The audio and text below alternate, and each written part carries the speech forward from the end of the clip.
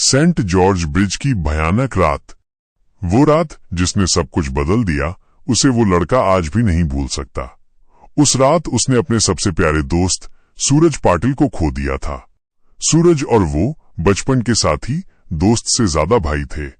10वीं के बाद दोनों ने लातूर के एक बड़े कॉलेज में दाखिला लिया। शहर उनके लिए नया था, लेकिन अपनी बाइक पर घूमकर उन्होंने जल्द ही लातूर का कोना कोना छान लिया था। मगर रोज रोज शहर में घूमना एक दिन उबाऊ हो गया। इसलिए एक रात उन्होंने एक लॉन्ग ड्राइव पर जाने का मन बनाया। भाई चल, कामगांव के जंगल में लॉन्ग ड्राइव पर चलते हैं, एक ने कहा। सुना है वहां का रास्ता एकदम मक्खन जैसा मुलायम है। उन्होंने सिर्फ इतना सुना था कि कामगांव का जंगल नाम का ही जंगल है। वहां के जंगली जानवर शिकार की वजह से खत्म हो चुके थे, इसलिए रात में भी वो एकदम सुरक्षित था, सिर्फ हरे भरे पेड़ों का जमावड़ा। ऊपर से वो रात पूर्णिमा की थी और मौसम भी खुशगवार, इसलिए वो सूरज के साथ जाने को तुरंत राजी हो गया। रात के ठीक 11 बजे वे कामगांव के जंगल में पहुंचे। जैसा सुना था, रास्ता सचमुच एकदम मुलायम था। उनकी बाइक हवा से बातें कर रही थी और मजा बहुत आ रहा था। लेकिन उस लड़के को एक बात पर हैरानी हो रही थी। वे जंगल में इतना अंदर आ चुके थे, पर रास्ते में एक भी गाड़ी दिखाई नहीं दी थी। रास्ता पूरी तरह सुनसान था। तभी उनकी नजर सामने एक पुल पर पड़ी। सूरज ने पुल के ठीक बीचों बीच बाइक रोक दी। वो पुल किसी पुरानी नदी पर बना था, शायद 100-200 साल पुराना। पुल के पास एक बड़ा साइन बोर्ड लगा था, जिस पर लिखा था सेंट जॉर्ज ब्रिज। दोनों दोस्त पुल पर खड़े हो गए। नीचे नदी बह रही थी, हवा बड़ी कोमल लग रही थी और नदी के पानी में चांद की परछाई दिखाई दे रही थी। माहौल बेहद शांत और खुशनुमा था। लेकिन अचानक दूर कहीं जंगल में से किसी के रोने की भयानक आवाज आई। पल भर में जैसे सब कुछ थम गया। पुल के ऊपर बहती हवा रुक गई, नदी का पानी अचानक शांत हो गया और चांद काले बादलों के पीछे छिप गया। तभी उनके सिर के ऊपर से एक टिहरी, एक पक्षी भयानक आवाज में चीखती हुई मंडराने लगी, मानो कह रही हो कि जल्दी भाग जाओ। महाराष्ट्र में माना जाता है कि टिहरी का चीखना अशुभ होता है। लड़के को डर लगने लगा। सूरज, मुझे यहाँ कुछ अच्छा नहीं लग रहा। टिहरी का चीखना खतरे की निशानी है, हमें जल्दी निकलना चाहिए, उसने कहा। मगर सूरज ने हंसकर बात टाल दी। अरे, ये सब अंधविश्वास है। टिहरी अपने गुस्सैल स्वभाव के कारण चीखती है। अब चुपचाप खड़ा रह और इस खूबसूरत नजारे को देख। तभी लड़के की नजर पुल की रेलिंग के पास खड़ी एक औरत पर पड़ी, जो सूरज के ठीक पीछे थी। दूर से वो सुंदर लग रही थी, पर वो लगातार पुल के नीचे झांक रही थी। देखते ही देखते वो औरत अपनी चप्पल उतारकर पुल की रेलिंग पर चढ़ गई। सूरज, पीछे देख, वो औरत क्या कर रही है, वो चिल्लाया। सूरज ने मुड़कर देखा। औरत अभी भी रेलिंग पर खड़ी नीचे देख रही थी। भाई, वो खुदकुशी करने की कोशिश कर रही है, सूरज ने कहा। खुदकुशी? ये सुनते ही लड़के के हाथ पैर डर से कांपने लगे। बचपन में उसने अपने दादाजी को फांसी पर लटकते हुए देखा था और वो दृश्य उसकी आंखों के सामने नाचने लगा। आंखें बाहर निकली हुई, मुंह से जीभ बाहर और हवा में झूलती लाश। वो वहीं जम गया। नीचे उतरो, सूरज जोर से चिल्लाया और औरत को रोकने के लिए उसकी तरफ भागा।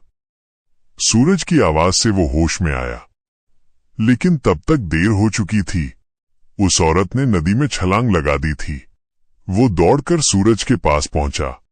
उनकी आंखों के सामने वो औरत नदी में डूब रही थी और बचाओ, बचाओ कहकर चीख रही थी। वे दोनों बस उसे डूबते हुए देख रहे थे, डर के मारे कांप रहे थे। तभी वो औरत चीखते हुए उनकी तरफ देखने लगी और मदद की गुहार लगाई।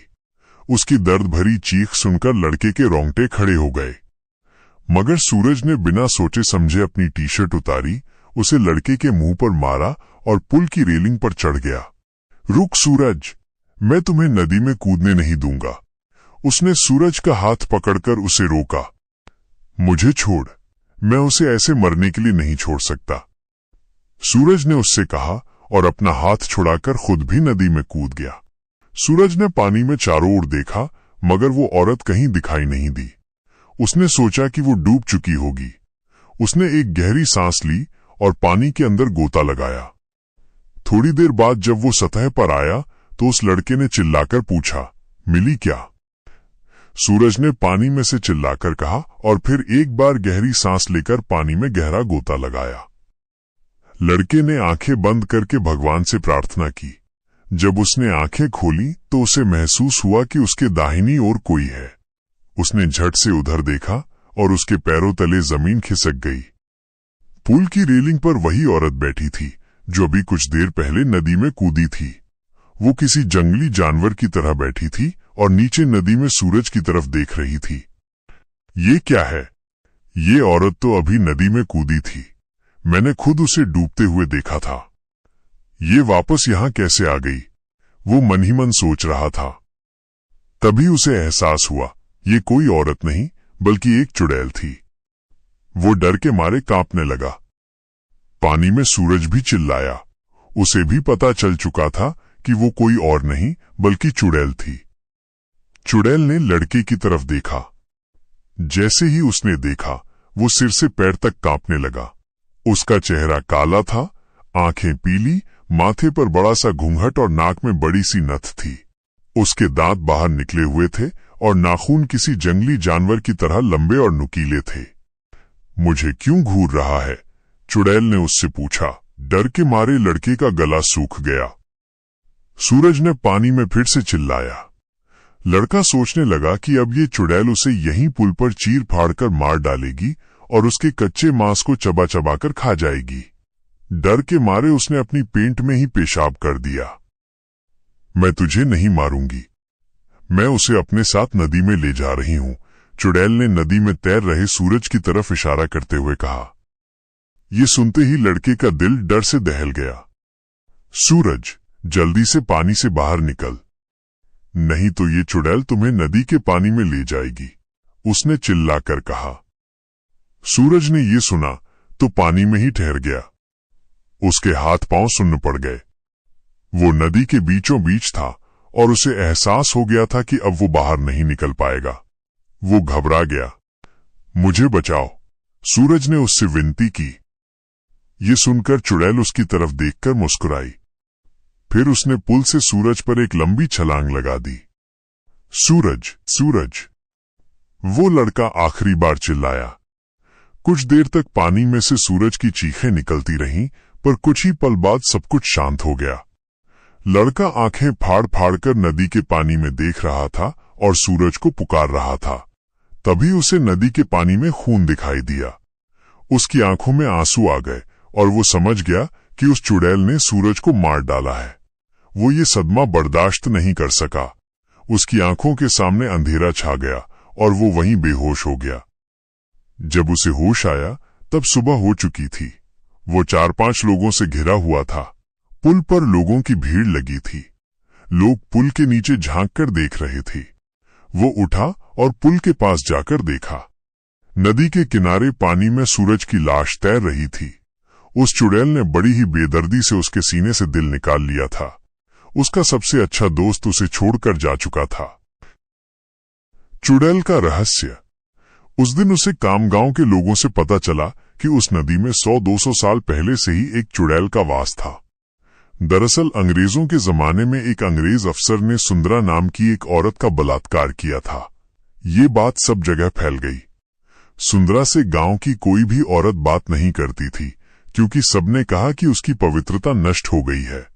लोग उसे रोज ताने मारते थे। कुछ दिनों बाद सुंदरा के पति ने भी उसे छोड़ दिया। सुंदरा अपने मायके कामगांव चली आई, मगर यहां भी उसे बेइज्जती झेलनी पड़ी।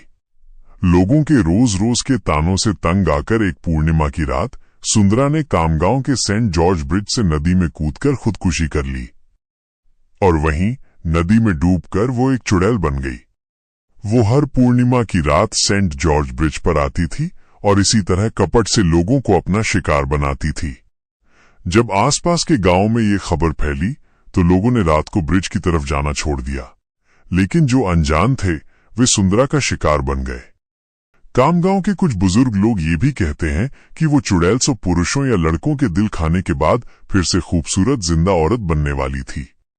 इसीलिए वो सिर्फ पुरुषों और लड़कों को अपना शिकार बनाती थी और उनका दिल खा जाती थी। सूरज के मरने के बाद कामगांव के सेंट जॉर्ज ब्रिज पर वो चुड़ैल कभी दिखाई नहीं दी। इसलिए कामगांव के लोग कहते हैं कि उसका दोस्त सूरज उस चुड़ैल का 100वां और आखिरी शिकार था, और उसके बाद वो जिंदा सुंदरा स्त्री बन गई और अब किसी आदमी के साथ एक सामान्य जीवन जी रही होगी।